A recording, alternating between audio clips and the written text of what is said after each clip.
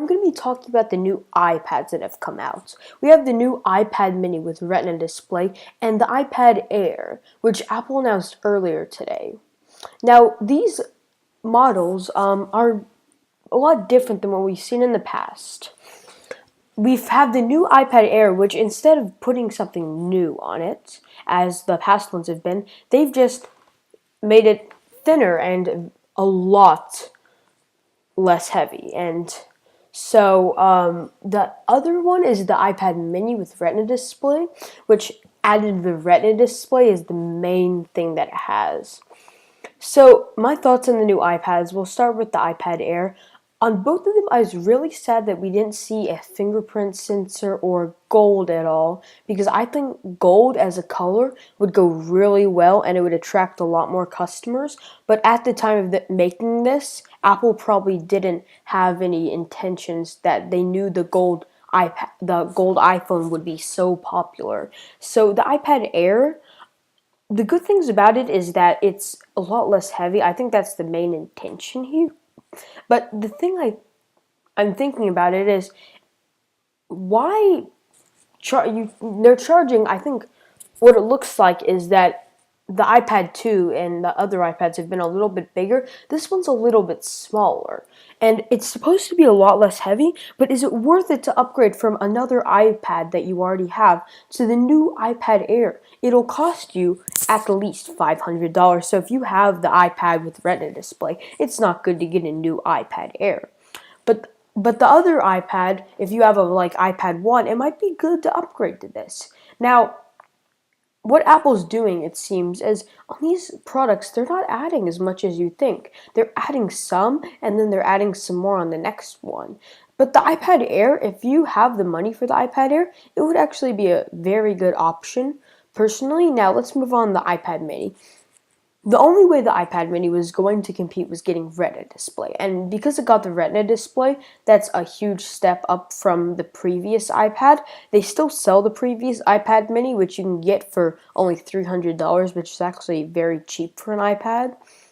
But the new iPad mini, it's the same price as the iPad 2, and I'll get to the iPad 2 in a minute, but the iPad mini, it's going to have Retina display. Now, once again, I think that it would go really well in gold, but they never did it with gold.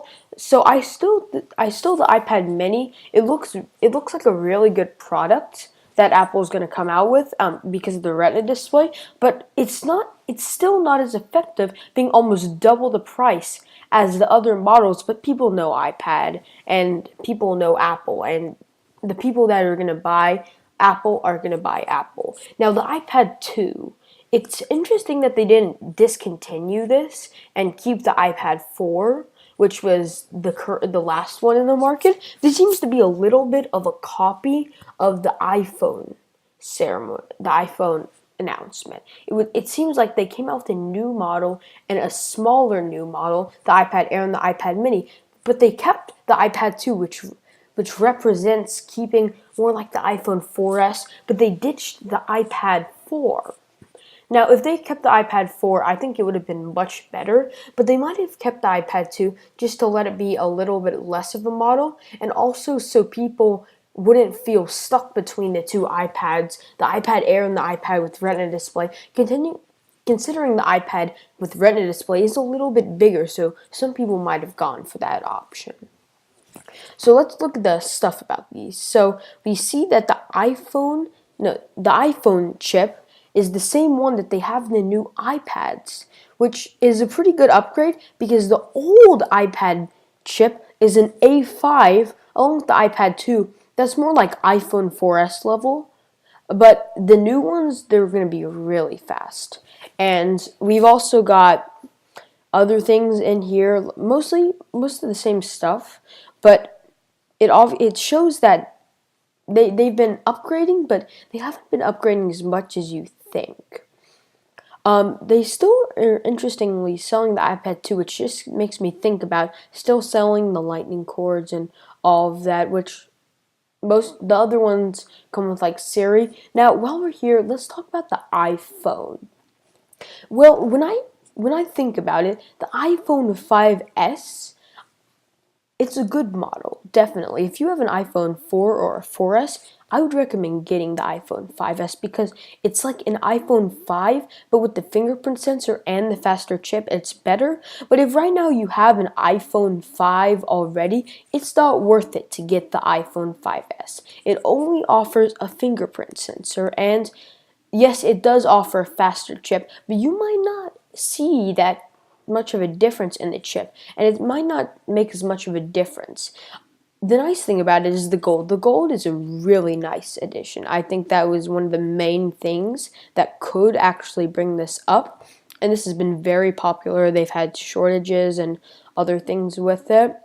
It comes with all the same stuff as before, and a new type of case, that stuff.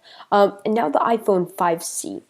A lot of people criticize the iPhone 5C, saying it should be cheaper. But when you think about it, the iPhone 5C is basically a copy of the iPhone 5, except in the plastic case. Now, what I think is, why didn't they just keep the iPhone 5? But I think what they're trying to do was make a model that was the same as the iPhone 5, but rebrand it so more people would want it, and at the same time be able to add color, because I know a lot of people probably wanted these different colors in theirs. They even can get different cases actually, and I know there are already apps out there that'll put in like things on these little dots for you.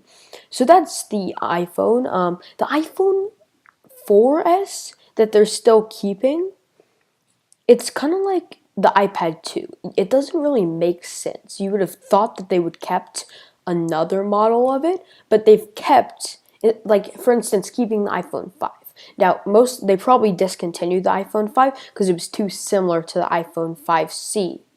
Now, so the iPhone 4S was on the market too, and you can get it for free now, which is basically kind of a copy of the iPhone 4 from before. So that's about it. Then there's no new iPod really from what I can see, because it's going to be, they don't need a new iPod considering that they've already got the iPhone 5C, which is basically the iPod but with more. So thanks guys for watching, and I'll see you next time.